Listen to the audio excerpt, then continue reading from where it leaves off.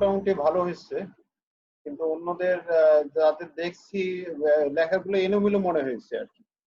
আচ্ছা, প্রথমে আমরা ইলেকট্রন আসক্তির সংজ্ঞাটা দিব। তাহলে সংজ্ঞাটা কি হবে? সংজ্ঞাটা কি?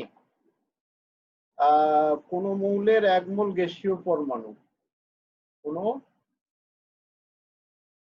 মৌলের 1 মোল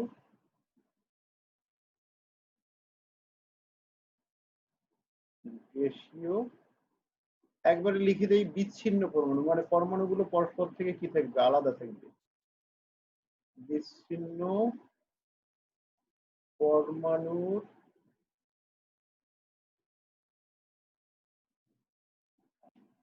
প্রত্যেকটিতে, এখানে তে হতে না, হতে মানে পরমাণু থেকে কি বের করে দেয়া, আর পরমাণুতে লেখা যায় বিচ্ছিন্ন পরমাণুর প্রত্যেকটিতে বা 1 মোল গ্যাসীয় বিচ্ছিন্ন পরমাণুতে একটি করে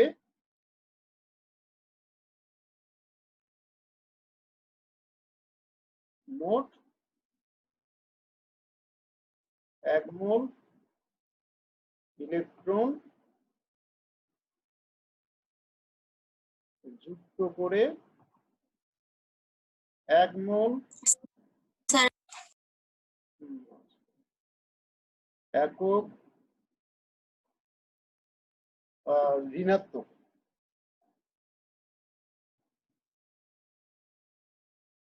এটা হচ্ছে কি ঋণাত্মক চার্জযুক্ত আয়নে পরিণত করলে, একটি করে যুক্ত করে 1 মোল একক ঋণাত্মক চার্জযুক্ত আয়নে পরিণত করলে যে শক্তি নির্গত হয়, যে শক্তি নির্গত হয়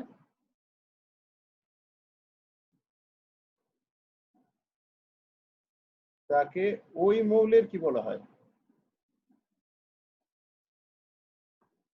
ইলেকট্রন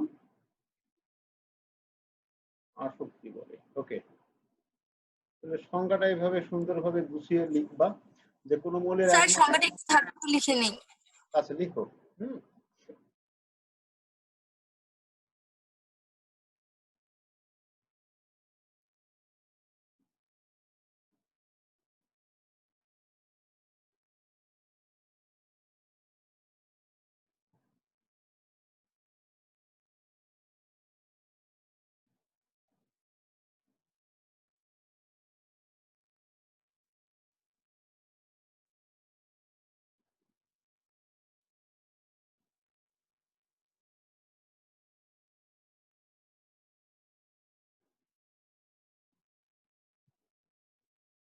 তাহলে কোন মৌলের 1 মোল গ্যাসীয় বিচ্ছিন্ন পরমাণুর প্রত্যেকটিতে একটি করে মোট 1 মোল ইলেকট্রন যুক্ত করে 1 মোল একক ঋণাত্মক চার্জযুক্ত আয়নে পরিণত করলে যে শক্তি নির্গত হয় তাকে ওই মৌলের ইলেকট্রন আসক্তি বলে।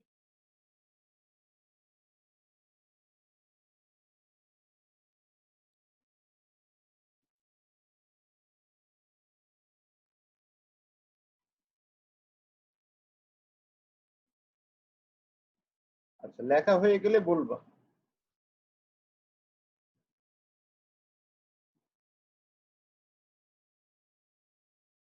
জি স্যার। অন্যদের? জি স্যার। ওকে, এখন আসো, এরপর তুলনা হচ্ছে ফ্লোরিনের সাথে ক্লোরিনের ইলেকট্রন আসক্তির। ফ্লোরিনের সাথে ক্লোরিনের ইলেকট্রন আসক্তির তুলনা করতেছি, এই বিষয়টা আমাদেরকে মাথায় নিতে হবে। এন্ড ফ্লোরিনের ক্ষেত্রে কি হয় যে আমাদের দেখা যাচ্ছে কি আমরা লিখলাম এটা যে ফ্লোরিনের চেয়ে ক্লোরিনের ইলেকট্রন আসক্তি বেশি, কারণ যে ফ্লোরিন এর কারণের এখানে বেশি, তারপর লিখলাম কি কারণ, তারপর আলোচনা করতেছি ফ্লোরিনের আকার ক্লোরিন অপেক্ষা ছোট,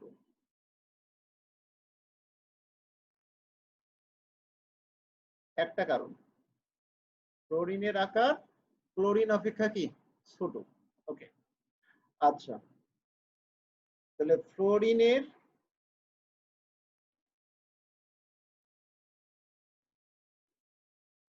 আচ্ছা যোজনী স্তর, যোজনী স্তর হচ্ছে দ্বিতীয় শক্তি স্তর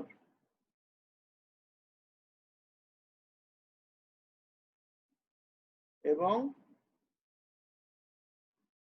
ক্লোরিনের দুটার সাথে আমরা একটু কি কম্পেয়ার করব। ক্লোরিনের যোজনী স্তর হচ্ছে তৃতীয় শক্তি স্তর।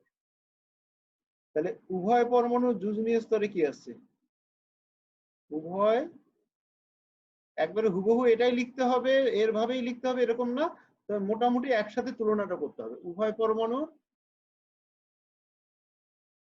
যোজনী স্তরে আচ্ছা 60টি করে ইলেকট্রন আছে। আচ্ছা মোটামুটি এই বর্ণনা দিলাম আমরা যে ফ্লোরিন আর ক্লোরিনের বর্ণনা। এখন আমরা আসি আবার একসাথেই তুলনাটা, যেহেতু দুটার তুলনা করা হচ্ছে, যে ফ্লোরিনের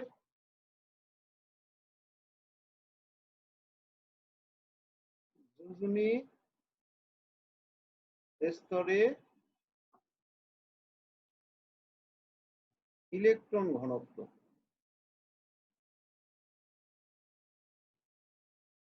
কাজেই লিখতে পারবো।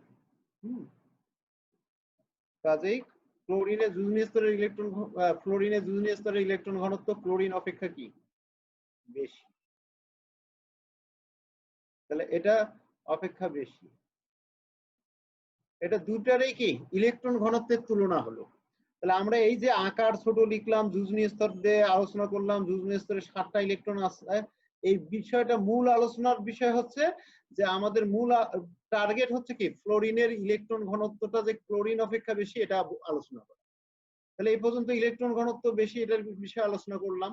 তাহলে যেহেতু ফ্লোরিনের ইলেকট্রন ঘনত্ব যোজনী স্তরে বেশি, তাহলে ইলেকট্রন ইলেকট্রন আকর্ষণ ইলেকট্রন ইলেকট্রন বিকর্ষণ ক্লোরিন অপেক্ষা বেশি। তাহলে ফ্লোরিনের যোজনী স্তরে ইলেকট্রন ইলেকট্রন বিকর্ষণ ক্লোরিন অপেক্ষা কি বেশি। ফলে কি দাঁড়াচ্ছে,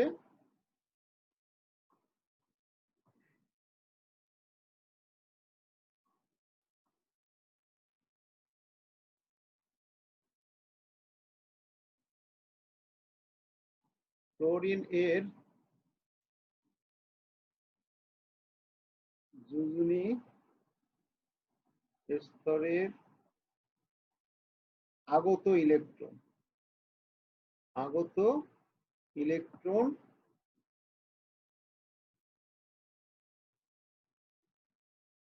অধিক পরিমাণ ইলেকট্রন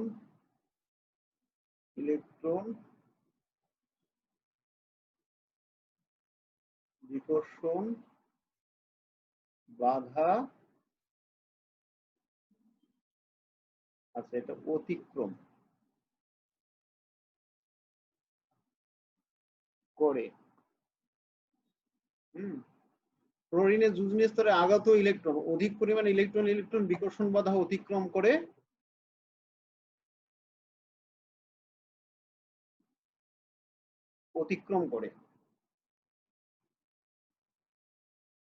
তাহলে অধিক পরিমাণ ইলেকট্রন বিকর্ষণ বাধা অতিক্রম করে কার তুলনায়, সেটা ক্লোরিনের তুলনায়। ঠিক আছে। আচ্ছা বিকর্ষণ বাধা অতিক্রম করে এবং এ বিকর্ষণ বাধা অতিক্রম করার সময় অতিক্রম করার সময় তার কিছু নির্গত শক্তি কি হয়, তার কিছু নির্গত শক্তি এই ইলেকট্রন বাধা অতিক্রম করার সময়, ইলেকট্রন ইলেকট্রন বিকর্ষণ বাধা অতিক্রম করার সময় তার নির্গত শক্তির কিছু শক্তি কি হয়, তার কিছু নির্গত শক্তি ব্যয় হয়। তাহলে এর ফলে ফ্লোরিনের যে নির্গত শক্তিটা তুলনামূলক ক্লোরিন অপেক্ষা তুলনামূলকভাবে কম হয়। এ কারণে কি হচ্ছে, ফ্লোরিনের নির্গত শক্তি ক্লোরিন অপেক্ষা কি কম হয়, অর্থাৎ ফ্লোরিনের ইলেকট্রন আসক্তি ক্লোরিন অপেক্ষা কম হয়। বাকিটা লিখতে পারবে না? মূল বিষয়টা বুঝছো তো? জি স্যার। আচ্ছা, আর পৃথিবীর যে লেখাটা দেখছি ওটা মোটামুটি ভালো আছে, ওটাও দেখতে পারো তোমরা। আচ্ছা, ওকে। তাহলে অনুরূপ ভাবে হচ্ছে কি, ওই যে সালফারের যে অক্সিজেনের ইলেকট্রন আসক্তি বেশি কেন, একই রকম আলোচনা যে সালফার এবং ক্লোরিন অক্সিজেনের যদি আমরা যুজনীয় আকার তুলনা করি তাহলে অক্সিজেনের আকার ছোট, সালফারের আকার বড়। অক্সিজেনের যুজনীয় স্তর হচ্ছে দ্বিতীয় শক্তি স্তর, সালফারের যুজনীয় স্তর হচ্ছে তৃতীয় শক্তি স্তর। অক্সিজেনের যোজ্যতা স্তরে 6টা ইলেকট্রন আছে, সালফারের যোজ্যতা স্তরে 6টা ইলেকট্রন আছে। তাহলে এ কারণে অক্সিজেনের যুজনীয় স্তরের আকার ছোট হওয়ার কারণে এর ইলেকট্রন বেগের ঘনত্ব বেশি, আর সালফারের আকার বড় হওয়ার কারণে এর যুজনীয় স্তরে ইলেকট্রন বেগের ঘনত্ব কম। তো এই বিষয়গুলো আলোচনা করার পর স্যার ইলেকট্রন কি বললেন, ইলেকট্রন কিসের ঘনত্ব কম? ইলেকট্রন ঘনত্ব মনে করো না স্যার, আপনি জিজ্ঞেস করলেন। দ্বিতীয় শক্তি স্তরে 6টা ইলেকট্রন, আর এখানে কি তৃতীয় শক্তি স্তরে 6টা ইলেকট্রন। তাহলে কোনখানে ইলেকট্রন ঘনত্ব বেশি হবে? দ্বিতীয় শক্তি স্তরে। ইলেকট্রন ঘনত্ব বেশি। তাহলে এখানে ইলেকট্রন গুলো পরস্পরকে কি করে, বিকর্ষণ করে। তাহলে এখানে ইলেকট্রন ইলেকট্রন বিকর্ষণ কি বেশি, বিকর্ষণ বেশি, আর এখানে ইলেকট্রন ইলেকট্রন বিকর্ষণ কম হবে। তাহলে বাইরে থেকে যে আগত ইলেকট্রনটা এখানে এসে প্রবেশ করতেছে, তাহলে এই ইলেকট্রন প্রবেশ করার সময় ইলেকট্রন ইলেকট্রন বিকর্ষণ বাধা অতিক্রম করে। এই বাধা অতিক্রম করার সময় এর কিছু যে শক্তি নির্গত হয়, নির্গত শক্তির কিছু শক্তি এই বাধা অতিক্রম করতে কি ব্যয় হয়, যার কারণে এর ইলেকট্রন আসক্তির মান তুলনামূলকভাবে কম হয়। বোঝা গেছে কি? এখানে ইলেকট্রন ইলেকট্রন বিকর্ষণ বাধা তুলনামূলকভাবে অনেক কম, যার কারণে এখানে এই বিকর্ষণ বাধা অতিক্রম করতে ইলেকট্রনের শক্তি ব্যয় হয় অনেক কম, যার কারণে নির্গত শক্তিটা তুলনামূলকভাবে বেশি হয়। এখানে নির্গত শক্তি বেশি হয়, নির্গত শক্তিটা কি হয়, শক্তি বেশি হয়, কারণ শক্তির ক্ষয় হয় কম। আর এখানে নির্গত শক্তি কম হয় কারণ শক্তির এখানে ইলেকট্রন ইলেকট্রন বিকর্ষণ বাধা অতিক্রম করতে শক্তি ক্ষয় হয় বেশি। বোঝা গেছে? ভিডিওটা আবার দেখবা তোমরা। ক্লোরিনের ইলেকট্রন আসক্তি সর্বাধিক কেন? পর্দাশনের বাম থেকে ডানে গেলে কি হয়, প্রথমে ইলেকট্রন আসক্তির সংজ্ঞা দিবা, ইলেকট্রন আসক্তি কাকে বলে। পর্দাশনের বাম থেকে ডানে গেলে ইলেকট্রন আসক্তি কি বাড়তে থাকে, আর উপর থেকে নিচের দিকে কি কমতে থাকে। এ কারণে এই যে এই বিভিন্ন গ্রুপের মৌলগুলোর মধ্যে, তাহলে এখানে উপরে যে থাকবে তার ইলেকট্রন আসক্তি কি হওয়ার কথা, সর্বাধিক। এখন ওই যে ফ্লোরিন আর ক্লোরিন ইলেকট্রন আসক্তির তুলনা করে আমরা একটা বিষয়, সেই কারণে সর্বাধিক ইলেকট্রন আসক্তি হওয়ার কথা কার, ফ্লোরিনের। কিন্তু ফ্লোরিনের ইলেকট্রন আসক্তি সর্বাধিক না হয়ে ক্লোরিনেরটা হয় কেন? কারণ ফ্লোরিনের আকার ছোট হওয়ার কারণে ওই যে ইলেকট্রন ইলেকট্রন বিকর্ষণ বাধা অতিক্রম করতে তার নির্গত শক্তির কিছু শক্তি ব্যয় হয়ে যায় বলে এর নির্গত শক্তিটা তুলনামূলকভাবে কি হয়, কম হয়। তার কারণে ইলেকট্রন আসক্তির মান কমে গিয়ে ক্লোরিন অপেক্ষা কম হয়ে যায়। এ কারণে ক্লোরিনের ইলেকট্রন আসক্তিটা কি সর্বোচ্চ হয়। মৌলসমূহের মধ্যে সবচেয়ে বেশি ইলেকট্রন আসক্তি কার, ক্লোরিনের। তাহলে এখানে একটা তুলনা হচ্ছে এরকম হওয়ার কথা fluorine greater than chlorine greater than bromine greater than কি আয়োডিন, এটা না হয়ে হচ্ছে কি ক্লোরিনটা আগে চলে যাচ্ছে, অর্থাৎ chlorine greater than fluorine greater than bromine greater than কি আয়োডিন। মানগুলো মুখস্থ করবা, এটা 348, নির্গত হয় 328, 324, 324 আর 295। এই ইলেকট্রন আসক্তির এই মানগুলো একবারে মুখস্থ করে ফেলবা। মূলত এখানে ফ্লোরিনের এটা হওয়ার কথা কি যে 360-70 কিলোজুলের অনেক বেশি হওয়ার কথা, ধরো হওয়ার কথা 385 কিলোজুল, হয়ে যাচ্ছে 328 কিলোজুল। তার মানে এখানে কিছু শক্তি কি হয়ে গেছে, ক্ষয় হয়ে গেছে, ব্যয় হয়ে গেছে। তো যার কোনো ইলেকট্রন আসক্তির প্রত্যাশিত মান অপেক্ষা এটা কম হয়ে যাচ্ছে। তারপর বলছে স্যার সেটা কি শুধু ওই সারির জন্য নাকি সবগুলা মৌলের জন্য হচ্ছে ক্লোরিনের মানে বেশি?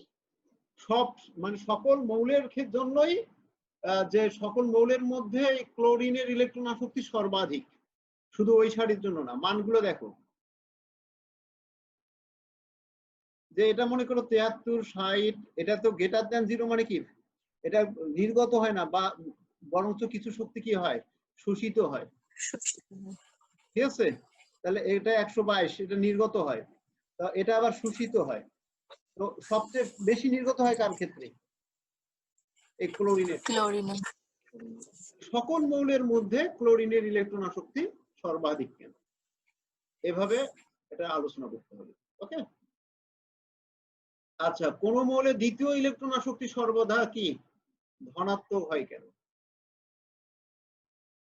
আচ্ছা, একটা ইলেকট্রন আসক্তি এটার উদাহরণ হিসেবে মাথায় রাখবে যে সাধারণত এমনিতে প্রথম ইলেকট্রন আসক্তির মানগুলো দেখা যায় যে কি এটা নির্গত হয়, শক্তি নির্গত হয়, নির্গত হলে ডেলএইচ এর মান কি হয় ঋণাত্মক। মনে করো হাইড্রোজেনের ক্ষেত্রে -73 কিলোজুল পার মোল, তাহলে এগুলো নির্গত হচ্ছে। আর ধনাত্মক হওয়া মানে কি ওটা নির্গত না হয়ে কি হচ্ছে শোষিত হচ্ছে। এখন শোনো, অক্সিজেনের প্রথম ইলেকট্রন আসক্তির মান কত? -141। তাহলে একটা ইলেকট্রন, এটা গ্যাসীয় অক্সিজেন পরমাণু, একটা ইলেকট্রন গ্রহণ করে গ্যাসীয় অক্সাইড আয়নে পরিণত হচ্ছে, একক ঋণাত্মক চার্জযুক্ত গ্যাসীয় অক্সাইড আয়ন। ডেলএইচ এর মান হচ্ছে -141 কিলোজুল পার মোল। এখন অক্সাইড আয়ন গ্যাসীয়, এর সাথে আরো 1 মোল ইলেকট্রন যুক্ত করে দ্বি ঋণাত্মক চার্জযুক্ত অক্সাইড আয়ন, সাধারণ অক্সাইড আয়নে পরিণত করার সময় কি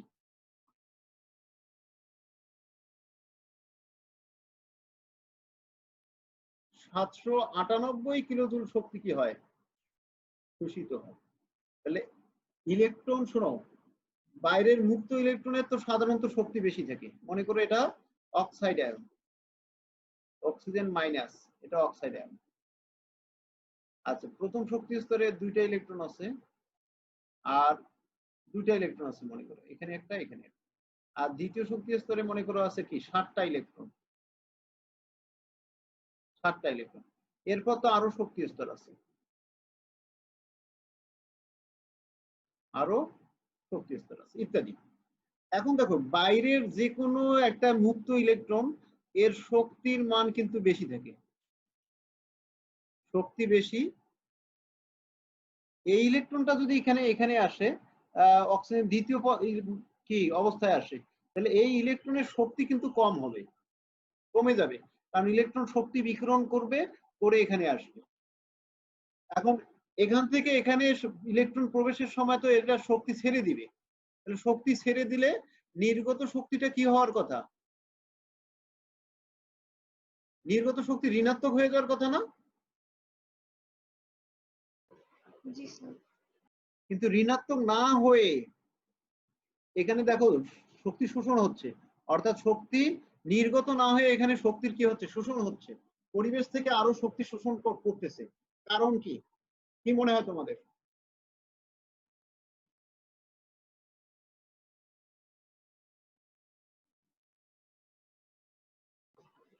শক্তি স্তর পূরণ করার জন্য। স্যার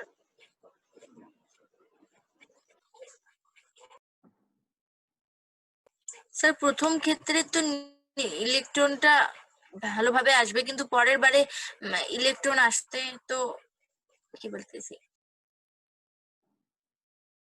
দেখো, প্রথমে যে অক্সিজেন পরমাণুতে ইলেকট্রন প্রবেশ করে সেই পরমাণুটা ছিল চার্জ নিরপেক্ষ। চার্জ নিরপেক্ষ ছিল না? তাহলে অক্সিজেনের যোজনী স্তরে তো এমনিতেই ইলেকট্রন ইলেকট্রন বিকর্ষণ আছে, তাহলে বিকর্ষণ বাধা অতিক্রম করতে তো কিছু শক্তি ব্যয় হয়। এখন দেখো, এটা হচ্ছে ঋণাত্মক চার্জযুক্ত আয়ন না? জি স্যার। আর ইলেকট্রন কি কি চার্জযুক্ত? ঋণাত্মক। ঋণাত্মক চার্জ পরস্পরকে কি করে? বিকর্ষণ। থেকেই বিকর্ষণ করে, শুরু থেকেই কি বিকর্ষণ করে। অর্থাৎ প্রথম থেকেই এই অক্সাইড আর ইলেকট্রনের বিকর্ষণ বাধা অতিক্রম করে এখানে ইলেকট্রন প্রবেশ করার সময় যে পরিমাণ শক্তি নির্গত হয় তার থেকে অনেক বেশি শক্তি এখানে কি প্রয়োগ করতে হয়, তার থেকে অনেক বেশি শক্তি এখানে কি প্রয়োগ করতে হয়, প্রয়োজন হয়। এবং পরিবেশ থেকে এখানে কিছু শক্তি তো কি নির্গত হয়, ওই শক্তিও শোষিত হয় পরিবেশ থেকে। তাছাড়াও আরো 798 কিলোজুল শক্তি এক্সট্রা কি হবে শোষিত হয়। এটা কি বুঝছো? তাহলে মূল কারণ হচ্ছে যে সমধর্মী চার্জযুক্ত দুটো পরমাণু বা আয়ন পরস্পরকে কি করে? বিকর্ষণ করে।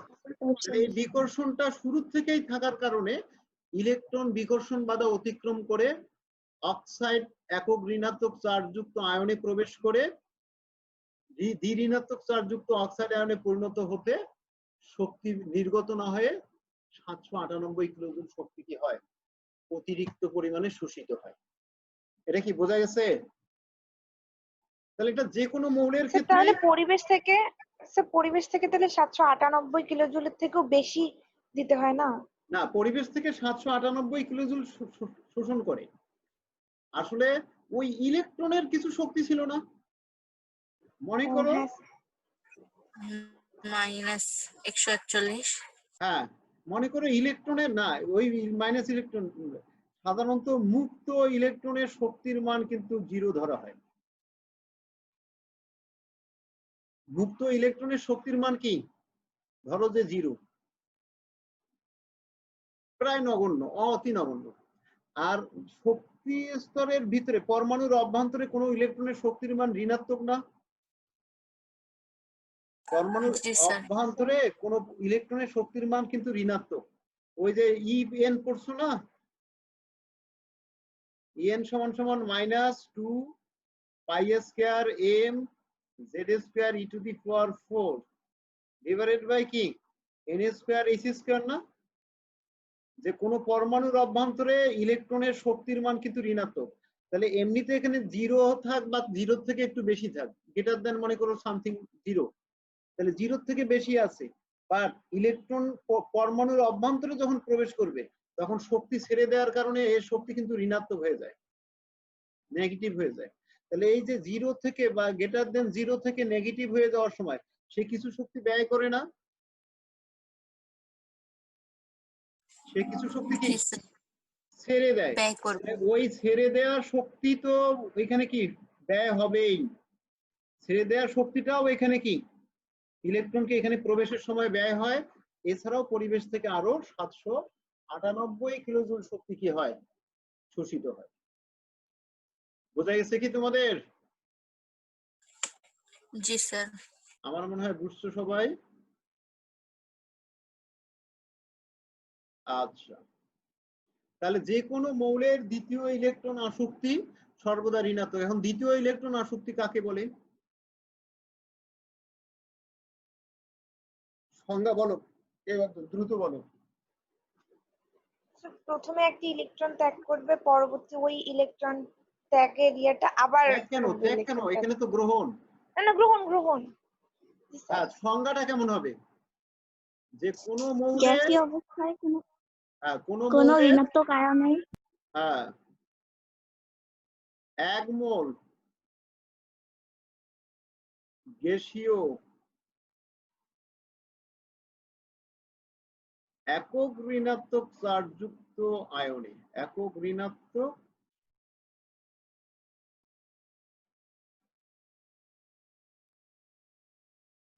চার্জযুক্ত আয়নে একটি করে মোট 1 মোল ইলেকট্রন প্রবেশ করিয়ে বা যুক্ত করে দ্বি ঋণাত্মক চার্জযুক্ত প্রবেশ করিয়ে দ্বি ঋণাত্মক, এটা কি 1 মোল গ্যাসীয় দ্বি ঋণাত্মক চার্জযুক্ত আয়নে পরিণত করতে। তাহলে চার্জযুক্ত আয়নে পরিণত করলে যে শক্তি নির্গত হয় তাকে ওই মৌলের দ্বিতীয় ইলেকট্রন আসক্তি বলে। সংজ্ঞা কি বুঝছো? সেটা কোন দুই মৌলের দিকে হয় না 1 মোল গ্যাসীয় একক ঋণাত্মক চার্জযুক্ত আয়নে একটি করে মোট 1 মোল ইলেকট্রন যুক্ত করে 1 মোল গ্যাসীয় দ্বি ঋণাত্মক চার্জযুক্ত আয়নে পরিণত করলে যে শক্তি নির্গত হয় তাকে ওই মৌলের দ্বিতীয় ইলেকট্রন আসক্তি বলে। বোঝা গেছে সবার? জি স্যার ওকে। তো দ্বিতীয় ইলেকট্রন আসক্তিটা যে কোনো মৌলের জন্য সবসময় কি হয়? ধনাত্মক হয়। কেন? কারণ মনে করো একটা অ্যানায়ন আগে একক ঋণাত্মক চার্জযুক্ত আয়নে পরিণত হয়েছে, তাহলে পরবর্তীতে আরো একটা ইলেকট্রন আসবে, তাহলে এটাও ঋণাত্মক চার্জযুক্ত হওয়ার পর কি দ্বি ঋণাত্মক চার্জযুক্ত গ্যাসীয় আয়নে পরিণত হচ্ছে। তাহলে জেডএইচ এর মান সবসময় এখানে কি হবে? ধনাত্মক। অর্থাৎ কোন মৌলের প্রথম ইলেকট্রন আসক্তিটা হচ্ছে কি তাপ উৎপাদী প্রক্রিয়া হলেও, সাধারণত তাপ উৎপাদী প্রক্রিয়া, কিন্তু দ্বিতীয় ইলেকট্রন আসক্তিটা তাপহারী প্রক্রিয়া। বলা যায় না মৌলের দ্বিতীয় ইলেকট্রন আসক্তিটা সবসময় কি তাপহারী প্রক্রিয়া। ওকে, এগুলো তোমরা একটু দেখবা বই থেকে আরো। হ্যালোজেন সমূহের সক্রিয়তার ক্রম fluorine greater than chlorine greater than bromine greater than iodine কেন? আচ্ছা, তো স্যার এটা তো ফ্লোরিনটা আগে আসবে না? হ্যাঁ, না, ফ্লোরিনে আগে আসবে।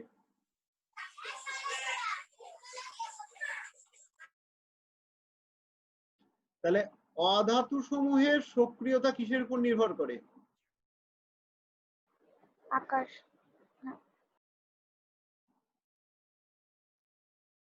আর স্যার এর আগে যে আপনার একটা কোশ্চেন ছিল না সালফার আর অক্সিজেন, স্যার ওটা কি একটু উল্টাপাল্টা হয়েছে কিরকম? মানে প্রশ্নটাতে? স্যার ওখানে আপনি দিচ্ছেন সালফারের চেয়ে অক্সিজেনের ইলেকট্রন আসক্তি বেশি কেন? ও, প্রশ্নটা কি তাই আছে? না, হ্যাঁ স্যার। তাহলে না, এটা ভুল হচ্ছে।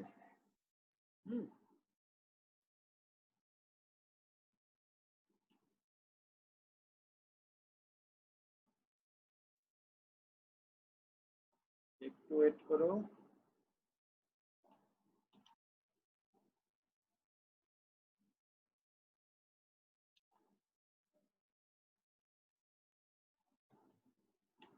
হ্যাঁ, অক্সিজেনের চেয়ে সালফারের ইলেকট্রন আসক্তি বেশি কেন?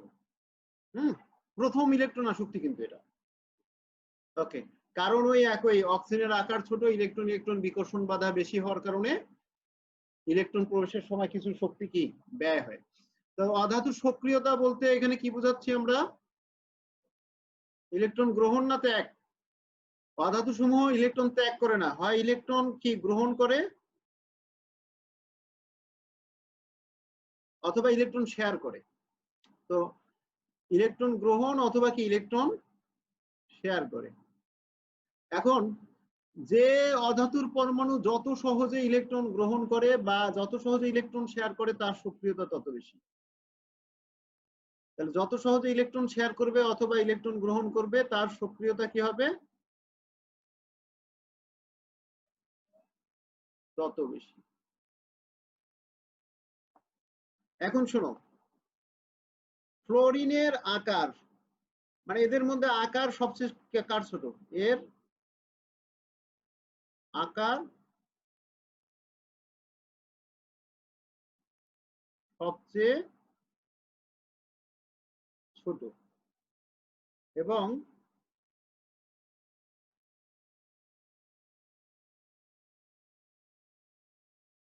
অন্য মৌলের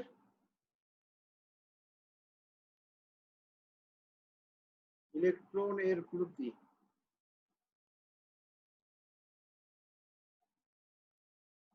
এর নিউক্লিয়াসের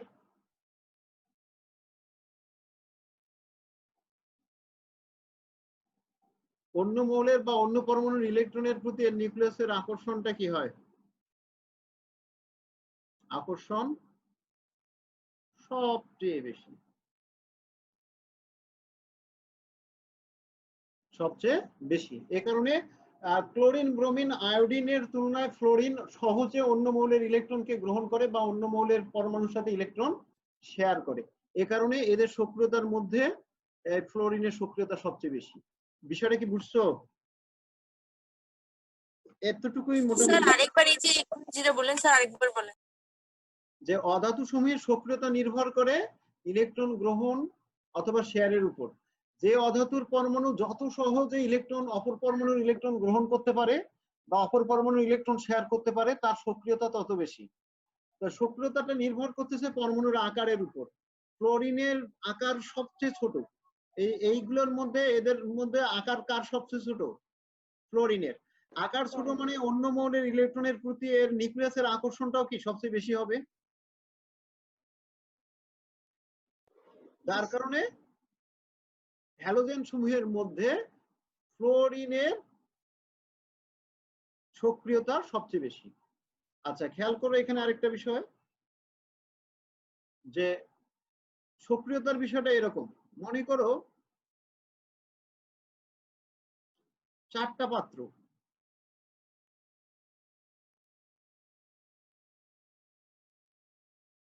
এখানে হাইড্রোজেনের সাথে ফ্লোরিন মেশানো আছে অন্ধকারে। 4টা পাত্রই কি অন্ধকারে আছে। এখানে হাইড্রোজেনের সাথে কি ফ্লোরিন গ্যাস, এখানে হাইড্রোজেন গ্যাসের সাথে কি ব্রোমিন মেশানো আছে, এখানে হাইড্রোজেন গ্যাসের সাথে কি আয়োডিন। আয়োডিন সাধারণ অবস্থায় কি কঠিন, এটা কঠিন, এটা তরল, এই দুটো গ্যাস, তাহলে এগুলো গ্যাসীয় অবস্থায় আছে। অন্ধকারে এই অবস্থায় যদি কি তাদেরকে মিশ্রিত করি, দেখা যায় যে অন্ধকারে এরা দুজন হাইড্রোজেন আর ফ্লোরিন বিস্ফোরণ সহ করে বিক্রিয়া করে হাইড্রোজেন ফ্লোরাইড গঠন করবে অন্ধকারের মধ্যেই। তাহলে এরা অন্ধকারে বিক্রিয়া করে, তার মানে এখানে সবগুলো জায়গায় কি আছে হাইড্রোজেন কমন। আচ্ছা, তাহলে এখানে ফ্লোরিনের সক্রিয়তা অনেক বেশি হওয়ার কারণে, এর সক্রিয়তা বেশি হওয়ার কারণে কি করে, এ অন্ধকারেও হাইড্রোজেন গ্যাসের সাথে বিস্ফোরণ সহ বিক্রিয়া করে। কিন্তু হাইড্রোজেন আর chlorine, hydrogen bromine, hydrogen iodine এগুলো অন্ধকারে বিক্রিয়া করে না। এরা তিনজন কি অন্ধকারে বিক্রিয়া করে না।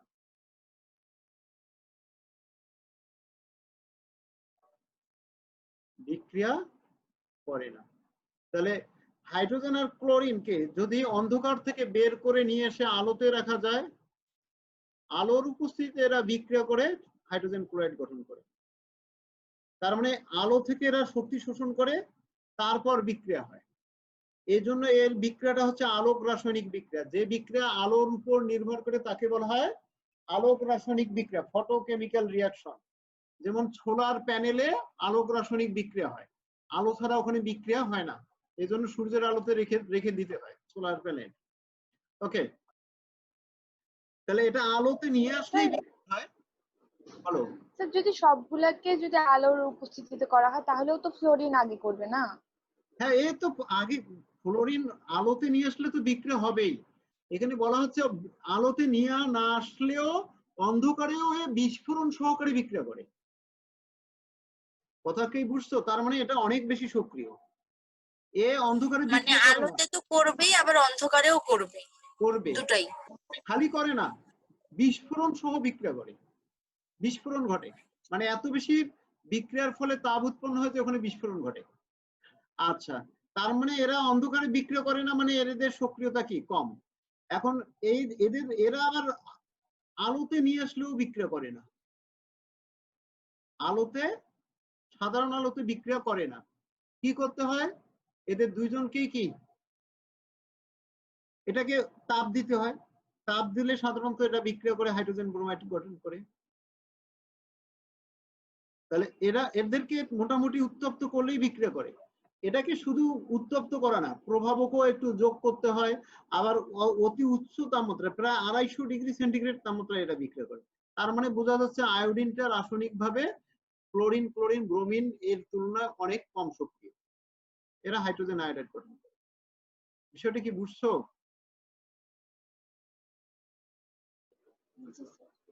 ওকে, তো এটা বোঝার জন্য তো মূলত মূল বিষয় হচ্ছে ফ্লোরিনের আকার ছোট, নিউক্লিয়াসের বহিস্থ স্তরের ইলেকট্রনের প্রতি আকর্ষণ বেশি।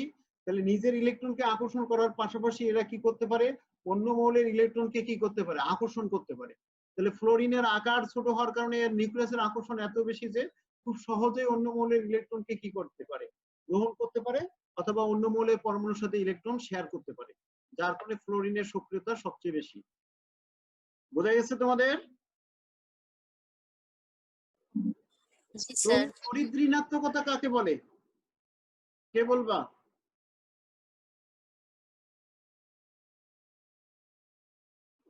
স্যার সমযোজী বন্ধনের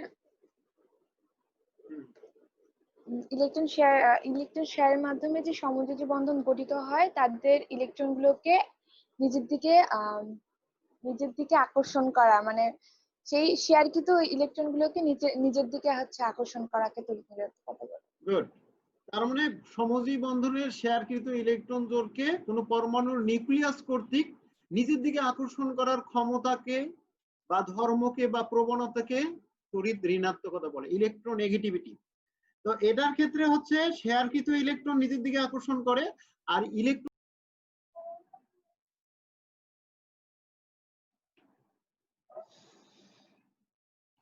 তো তড়িৎ ঋণাত্মকতা হচ্ছে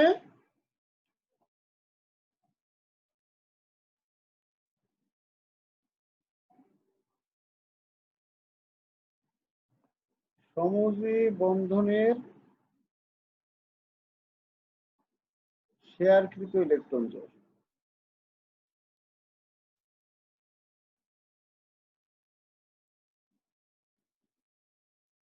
ইলেকট্রন জোড়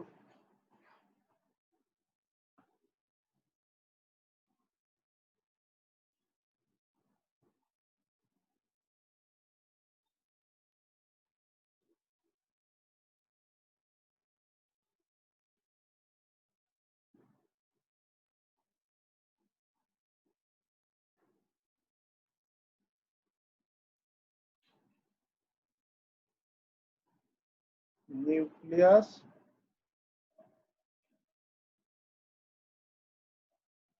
কর্তৃক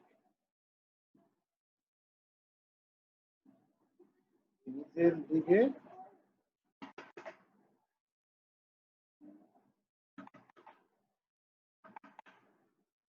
আকর্ষণ করা বা টেনে নেয়ার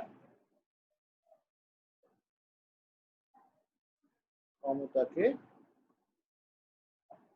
তড়িৎ ঋণাত্মকতা বা ইলেকট্রোনেগেটিভিটি।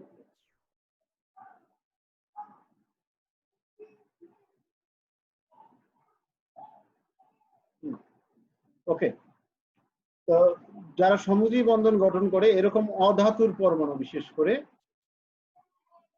অধাতুর পরমাণু যখন সমযোজী বন্ধনে আবদ্ধ থাকে তখন তারা ইলেকট্রন শেয়ার করে। এই শেয়ারকৃত ইলেকট্রন জোড় এই মৌলের নিউক্লিয়াস কর্তৃক নিজের দিকে আকর্ষণ করার ক্ষমতাটাকেই বলা হচ্ছে কি, বা ধর্মটাকে বলা হচ্ছে তড়িৎ ঋণাত্মকতা। সংজ্ঞা জানো? আচ্ছা, বিভিন্ন মৌলের তড়িৎ ঋণাত্মকতার মান বিভিন্ন রকম। একটু দাঁড়াও দেখি।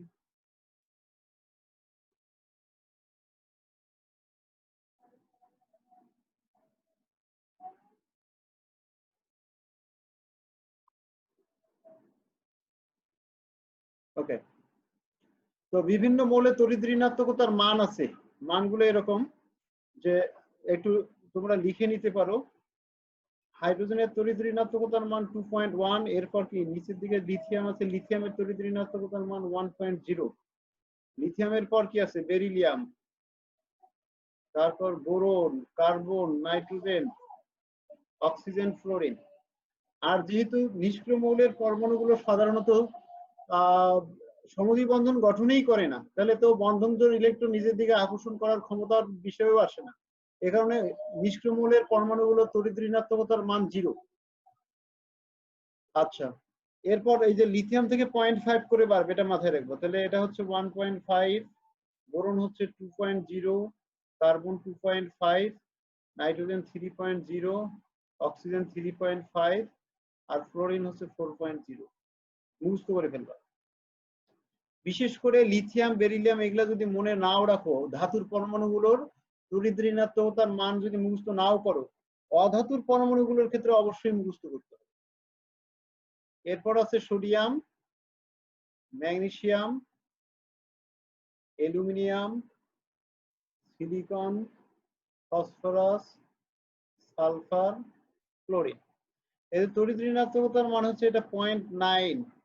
উপর থেকে নিচের দিকে তড়িৎ ঋণাত্মকতার মান কমে, আকার বাড়ার সাথে সাথে পরমাণুর নিউক্লিয়াসের আকর্ষণ ক্ষমতা কমে যায়, তাহলে পরমাণুর নিউক্লিয়াস কর্তৃক শেয়ারকৃত ইলেকট্রন জোড়কে আকর্ষণ করার প্রবণতা হ্রাস পাবে। আচ্ছা, এটা হচ্ছে 1.2, 1.5, 1.8, 2.1 বা 2.2 করতে পারো, 2.5 আর 3.0। প্রথমে 0.9, তারপর 1.2, 1.5, 0.3 করে বাড়ছে। আর এটাতে গিয়ে 0.4, 0.4, তারপর 0.5 এভাবে। আর ব্রোমিনেরটা মাথায় রাখবা 2.8। আর এরপর হচ্ছে আয়োডিন, আয়োডিনেরটা 2.5। তাহলে বিশেষ করে মনে করো যে অ্যালুমিনিয়াম, সোডিয়াম, ম্যাগনেসিয়াম এগুলো যদি মনে নাও রাখো ধাতুগুলোর ক্ষেত্রে, অধাতুগুলোর ক্ষেত্রে তড়িৎ ঋণাত্মকতার মান একবারে মুখস্থ করবা। নাইট্রোজেনের 3, অক্সিজেনের 3.5, ক্লোরিনের 4, এভাবে একবারে নির্দিষ্ট করে মৌলগুলোর ক্ষেত্রে মুখস্থ করবা। নাইট্রোজেনেরও 3, ক্লোরিনেরও 3, কার্বনের 2.5, সালফারেরও 2.5, হাইড্রোজেন 2.1, ফসফরাস মনে করো 2.2, আর একটা আয়োডিন আছে 2.5। তিনটে মৌলের 2.5, কার্বন, সালফার, আয়োডিন 2.5। তাহলে এভাবে মানগুলো একবারে মুখস্থ করে ফেলবে। ওকে, প্রত্যেকটা মৌলের জন্য আলাদা আলাদা। আচ্ছা, তড়িৎ ঋণাত্মকতার মান এমসিকিউতে আসতে পারে, নাও আসতে পারে। আচ্ছা, পোলারিটি কি বলো দেখি তোমরা একটু, পোলারিটি কাকে বলে? মালিহা বলো, পোলারিটি কাকে বলে?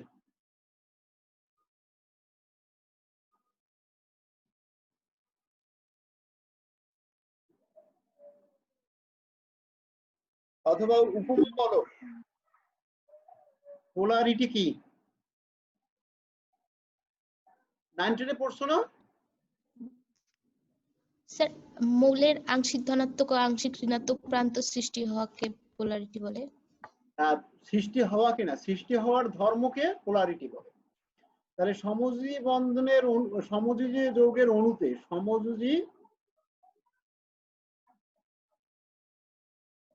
যৌগের অণুতে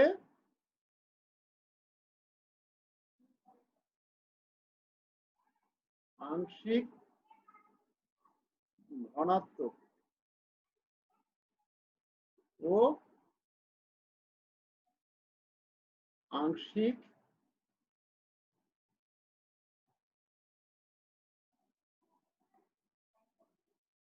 ঋণাত্মক প্রান্ত সৃষ্টির ধর্মকে পোলারিটি বলে। তো এটা তোমরা জানো। তাহলে তড়িৎ ঋণাত্মকতার পার্থক্যের কারণে মনে করো এটা হচ্ছে হাইড্রোজেন আর এটা হচ্ছে একটা কি, ক্লোরিন। তো এই শেয়ারকৃত ইলেকট্রন উভয় পরমাণুর নিউক্লিয়াস কর্তৃক নিজের দিকে কি করবে, আকর্ষণ করবে। এটা মনে করো ক্লোরিনের নিউক্লিয়াস, এটা হচ্ছে হাইড্রোজেনের নিউক্লিয়াস। হাইড্রোজেনের নিউক্লিয়াসে যদি নিউক্লিয়াস থেকে ইলেকট্রনের দূরত্ব কম, তারপরে এখানে হাইড্রোজেনের নিউক্লিয়াসে প্রোটন আছে একটা প্রোটন আছে, আর ক্লোরিনের নিউক্লিয়াসে প্রোটন আছে 17টা। তাহলে যদিও এর দূরত্ব একটু বেশি, তারপরেও প্রোটন বেশি থাকার কারণে এর আকর্ষণ ক্ষমতাটা বেশি। তাহলে এই নিউক্লিয়াস কর্তৃক নিজের দিকে শেয়ারকৃত ইলেকট্রন জোড়কে, এই ইলেকট্রন জোড়গুলোকে টেনে নেওয়ার যে আকর্ষণ করার যে ক্ষমতা, সেই ক্ষমতাটাকে বলা হচ্ছে তড়িৎ ঋণাত্মকতা। তো তড়িৎ ঋণাত্মকতার ফলে কি হয়, সমযোজীযোগের অণু তড়িৎ ঋণাত্মকতার পার্থক্যের উপর ভিত্তি করে এরকম আংশিক ধনাত্মক ঋণাত্মক চার্জ সৃষ্টি হতে পারে, আবার নাও হতে পারে। যদি সৃষ্টি হয়, যাদের ক্ষেত্রে সৃষ্টি হবে তারা হবে পোলার যৌগ। আর যদি সৃষ্টি না হয় আংশিক ধনাত্মক ঋণাত্মক চার্জ, তাহলে তারা হবে কি অপোলার।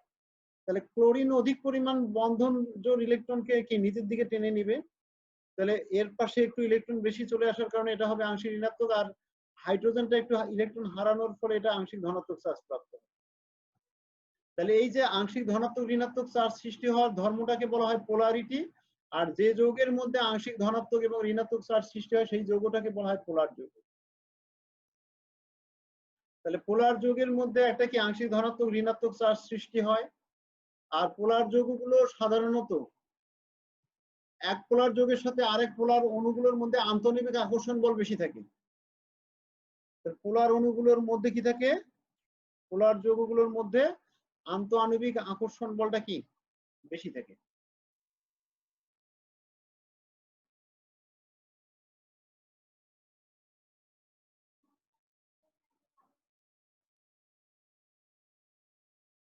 আকর্ষণ বল এটা বেশি থাকে। তো এ কারণে পোলার যৌগগুলো এর সাধারণত কি গলনাঙ্ক স্ফুটনাঙ্ক বেশি হয়, যে অপোলার যৌগ অপেক্ষা পোলার যৌগের গলনাঙ্ক ও স্ফুটনাঙ্ক কি হবে বেশি হয়। তাহলে পোলার যৌগে আংশিক ধনাত্মক ঋণাত্মক চার্জ সৃষ্টি হয়, ফলে এদের আন্তঃনিবিক আকর্ষণ বল বেশি থাকে, এদের গলনাঙ্ক স্ফুটনাঙ্ক বেশি হয়। তারপর এরা অধিকাংশগুলোই কি পোলার দ্রাবক পানিতে দ্রবণীয়। পোলার যৌগগুলো পোলার দ্রাবক পানিতে কি দ্রবণীয়। তারপর এদের আরো বৈশিষ্ট্য আছে কি, এরা জলীয় দ্রবণে আয়নিত অবস্থায় থাকে, জলীয় দ্রবণে আয়নিত অবস্থায় থাকে, পানিতে আয়নিত অবস্থায় থাকার কারণে এদের জলীয় দ্রবণে মুক্ত আয়ন থাকে। এ কারণে এর জলীয় দ্রবণগুলো কি তড়িৎ পরিবাহী, জলীয় দ্রবণ তড়িৎ পরিবাহী, অর্থাৎ এই যে জলীয় দ্রবণগুলো তড়িৎ বিশ্লেষ্য হিসাবে কাজ করে। এই যে জলীয় দ্রবণ তড়িৎ বিশ্লেষ্য হিসাবে কাজ করে। এগুলো হচ্ছে এদের এই যে পোলার যৌগের কিছু বৈশিষ্ট্য, এগুলো একটু মাথায় রাখবে। এখন কখন একটা যৌগ পোলার হবে আর কখন অপোলার হবে এটা আমরা কিভাবে বুঝবো, জানো? স্যার, দুইটি যৌগের যদি তড়িৎ ঋণাত্মকতার পার্থক্য 0.5 এর থেকে বেশি হয় তাহলে সেটা পোলার যৌগ হবে, আর না হলে যৌগের ক্ষেত্রে অপোলার। কি স্যার, তড়িৎ মানে ঋণাত্মকতার বন্ধনে পার্থক্য। আবদ্ধ দুটি পরমাণু, মনে করো হাইড্রোজেন আর ক্লোরিন বন্ধনে আবদ্ধ আছে, এই বন্ধনটা সাধারণত কি হয়, বন্ধন পোলার অপোলার হয়। তাহলে বন্ধন যদি যৌগের একটা বন্ধন যদি কি পোলার হয়, তাহলে ওই যৌগটা পোলার হবে। তাহলে বন্ধন পোলার হবে কি, এদের তড়িৎ ঋণাত্মকতার পার্থক্য যদি কি গ্রেটার দেন 0.5 হয়, তাহলে ওই বন্ধনে কি বন্ধন জোড় ইলেকট্রন অধিক তড়িৎ ঋণাত্মক মৌল নিজের দিকে টেনে নিয়ে এটা আংশিক ঋণাত্মক চার্জ হবে, আর অপর মৌলটা আংশিক ধনাত্মক চার্জ হবে। কখন এটা হবে, যদি মৌল দুটোর বন্ধনে আবদ্ধ মৌল দুটোর তড়িৎ ঋণাত্মকতার পার্থক্য 0.5 থেকে বেশি হবে, তাহলে যৌগের না।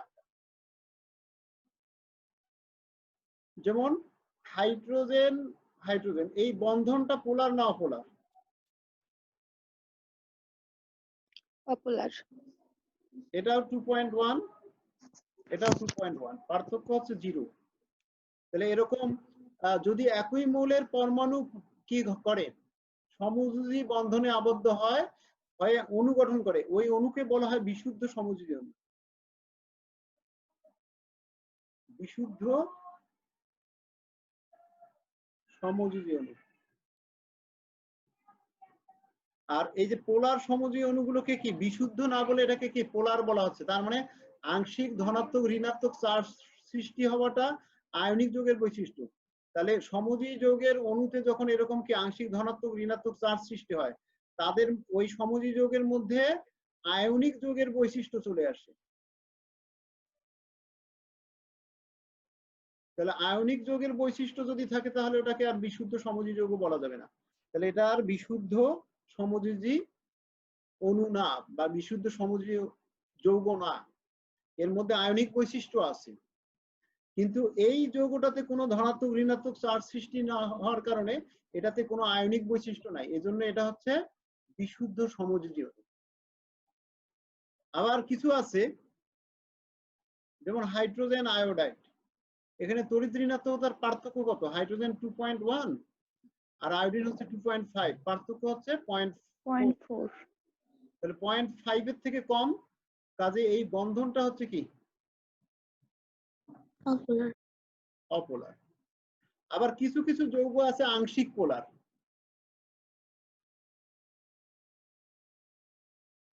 আংশিক পোলার বিষয়টা কেমন?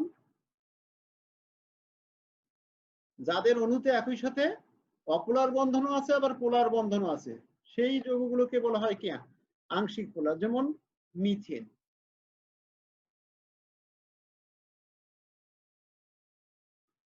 একটা যদি হাইড্রোজেন থাকে তাহলে এটা হচ্ছে অপোলার, এটা অপোলার, কারণ এটা হচ্ছে 2.1 আর কার্বন হচ্ছে 2.5, তাহলে এটা অপোলার বন্ধন, নন পোলার বন্ধন। আর এখানে যদি হাইড্রোজেনের পরিবর্তে একটা ওএইচ মূলক আসে অর্থাৎ মিথানল হয়ে যায়, তাহলে মিথেন একবারে অপোলার। কিন্তু মিথানলের ওএইচ বন্ধনটা কি পোলার, কারণ হাইড্রোজেন 2.1 অক্সিজেন 3.5, পার্থক্য হচ্ছে 1.4, কাজে এই বন্ধনটা পোলার, এটা হবে আংশিক ঋণাত্মক আর এটা হবে আংশিক ধনাত্মক। তাহলে এই অংশটা পোলার হয় আর এই অংশটা হয় অপোলার, তাহলে এর মধ্যে পোলারও আছে অপোলারও আছে, এ কারণে এরকম যৌগকে বলা হয় কি আংশিক পোলার। এরা দেখা যায় পোলার যৌগের মধ্যেও দ্রবণীয়, আবার অপোলার যৌগের মধ্যেও অনেক ক্ষেত্রে কি দ্রবণীয়। তার মানে এরা ঠিক পোলার যৌগেও পুরোপুরি দ্রবণীয় না, আংশিক দ্রবণীয়, আবার অপোলার যৌগের মধ্যে কি হয় আংশিক দ্রবণীয়, এরকম হতে পারে। মানে একবারে পোলার আর পোলার যৌগ, পোলার যৌগের মধ্যে পোলার দ্রাবকের মধ্যে একবারে পোলার যৌগ যেভাবে দ্রবণীয় হয়, বা অপোলারের মধ্যে অপোলার যৌগ যেভাবে দ্রবণীয় হয়, তাহলে পোলারের মধ্যে আংশিক পোলার বা অপোলারের মধ্যে আংশিক পোলার সেভাবে দ্রবণীয় হয় না, দ্রাব্যতা কম হয়ে যায়, মাঝামাঝি আর কি, মাঝামাঝি প্রকৃতি। আচ্ছা, এটা কি বোঝা গেছে তোমাদের? এখন একটা বিষয়, কার্বন ডাই অক্সাইড অনুমান।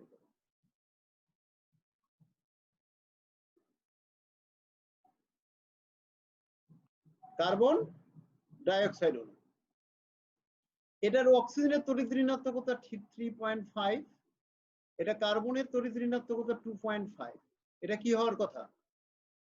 পার্থক্য হচ্ছে 1.0, বন্ধনটা পোলার, পোলার প্রকৃতির, এই বন্ধনটাও কি পোলার। কিন্তু এখানে কার্বনের সংকরীকরণ হয় কি sp না? কোন সংকরীকরণ? sp হলে অণুর আকৃতি কি সরল রৈখিক না একবারে সরল রৈখিক, মানে একটা কার্বন এর এ পাশে একটা অক্সিজেন এ পাশে আরেকটা অক্সিজেন, তাহলে এর নিউক্লিয়াস গুলো যদি যোগ করা যায় একটা সরলরেখা বরাবর থাকবে, নিউক্লিয়াস গুলো কি থাকবে একটা সরলরেখা, সরলরৈখিক অণু, কার্বন ডাই অক্সাইড একটা সরলরৈখিক অণু। তো এটা অপোলার, কেন অপোলার? তাহলে এটা ব্যতিক্রম, কিরকম ব্যতিক্রম? যে এটাকে তোমরা তড়িৎ ঋণাত্মকতার মানের পার্থক্য দ্বারা ব্যাখ্যা করতে পারবে না, ব্যাখ্যা করতে হবে ম্যাগনেটিক মোমেন্ট দ্বারা, চৌম্বক ভ্রামক দ্বারা। এটাকে বলা হয় চৌম্বক ভ্রামক।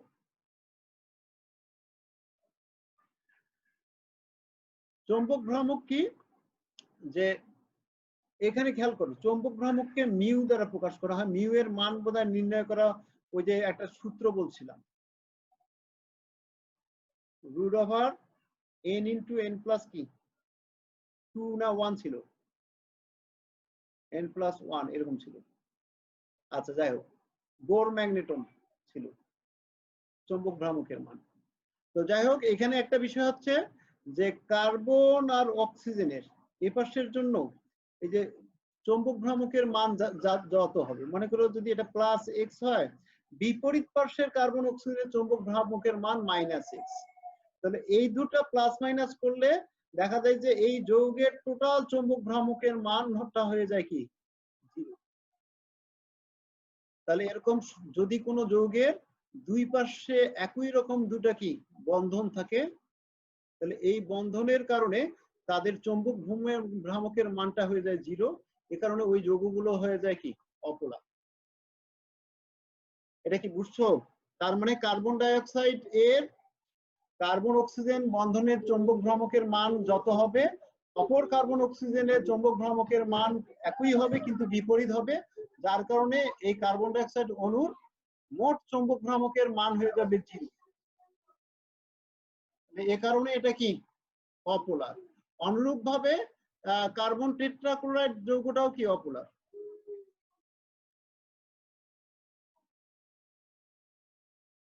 কার্বন টেট্রাক্লোরাইড এটাও কি অপোলার।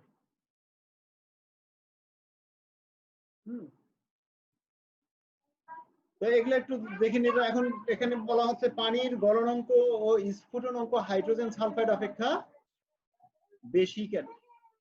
এখানে দেখো একটা বিষয়, অক্সিজেন আর সালফার একই গ্রুপের মৌল, তাহলে অক্সিজেন হাইড্রোজেনের সাথে যুক্ত হয়ে হাইড্রোজেন অক্সাইড গঠন করে, আর সালফার হাইড্রোজেনের সাথে যুক্ত হয়ে হাইড্রোজেন সালফাইড গঠন করে।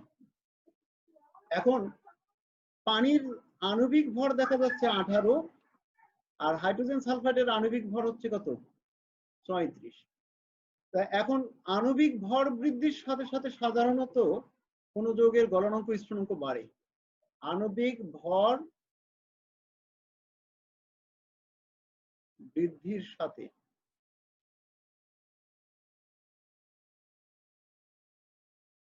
যৌগের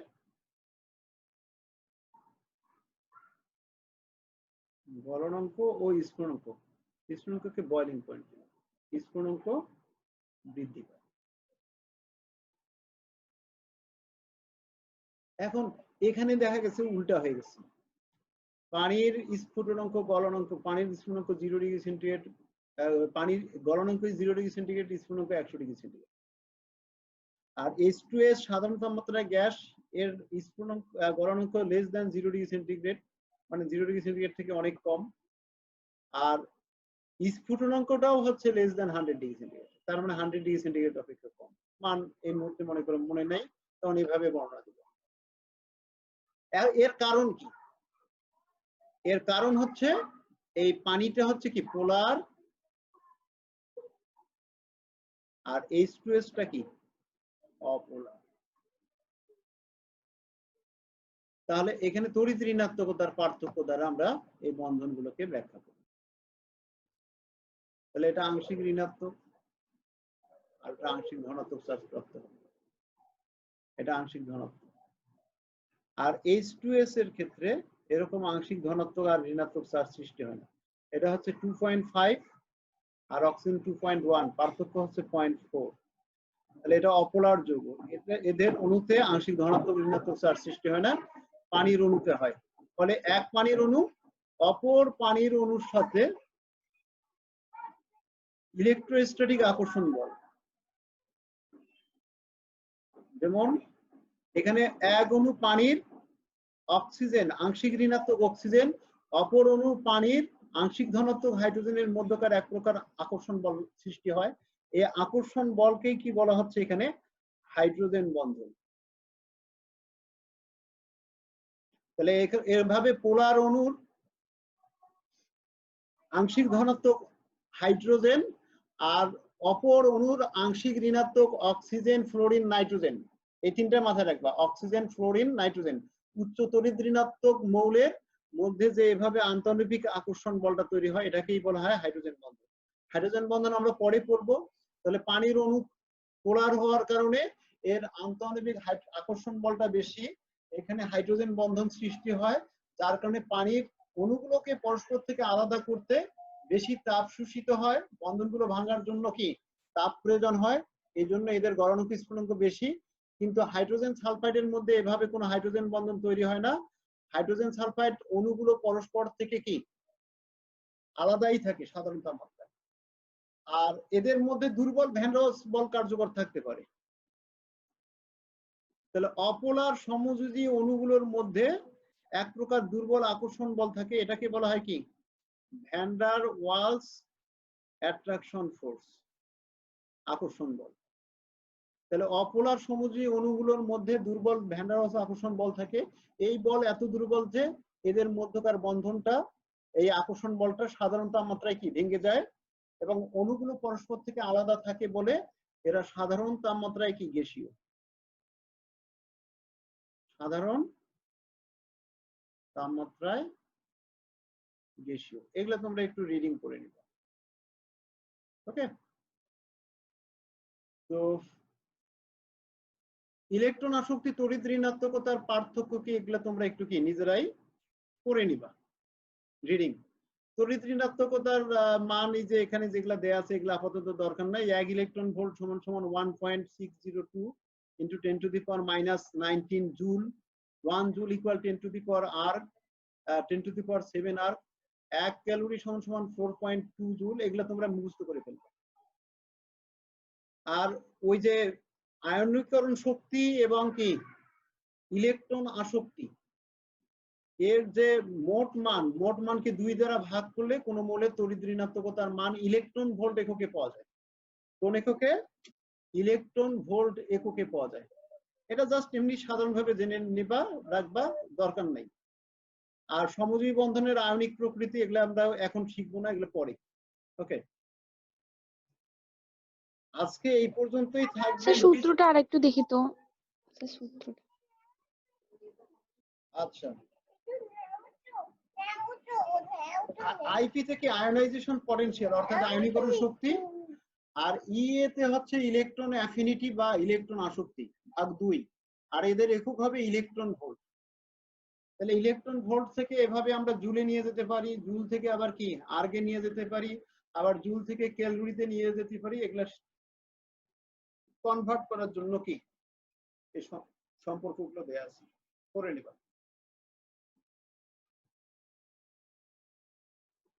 ওকে, আর নেক্সট দিন আমরা এগুলো পড়বো 85 থেকে পরের নিচের দিকে যাব।